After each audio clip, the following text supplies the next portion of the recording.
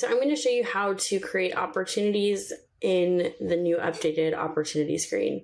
So the first thing that you want to do is click on add opportunity, and then it's going to show you a list of all of the contacts within your account. So you can either search for a name or you can enter a new name. Then when you do that, you'll need to actually select the name that you entered, and then you can add a new email address.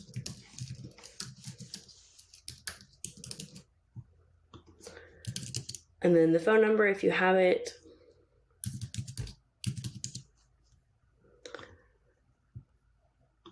And then open, and then the stage that you want to put them to, and you can add any tags. And then you hit create, and then that will create the new opportunity.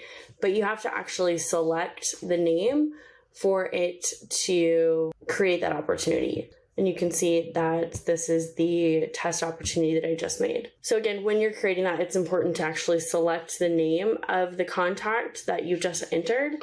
And then it will allow you to fill out the rest of the opportunity information.